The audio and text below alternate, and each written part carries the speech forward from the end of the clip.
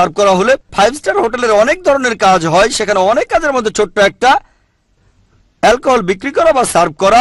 আপনি যদি alcohol serve করেন সেটা হারাম। এয়ারলাইন্সে চাকরি করার অনুমতি আছে যদি সেটা এয়ার হোস্টেসের চাকরি না হয়, কারণ যদি হন এয়ার হোস্টেস বা পার্সার তাহলে অ্যালকোহল সার্ভ করতে হবে যাত্রীদের জন্য, এটা হারাম।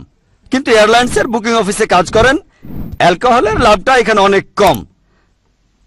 তাই ইসলামিক শরিয়া বলছে যদি এমন চাকরি করেন যেখানে কিছু হারাম কাজ হয় আর আপনি সেখানে বস না, সেই প্রতিষ্ঠানের অন্য কেউ সিদ্ধান্ত নিচ্ছে, মনে করবেন আপনার আয়টা হালাল, তবে খেয়াল রাখবেন আপনি যেন হারাম কাজে জড়িয়ে না পড়েন। যদি এটা হারাম হয় আমি পেপসি সার্ভ করব, আপনারা যা খুশি ভেবে নিতে পারেন। আমি স্প্রাইট সার্ভ করব, আর স্প্রাইট দেখতে অ্যালকোহলের মতো নয়, ঠিক?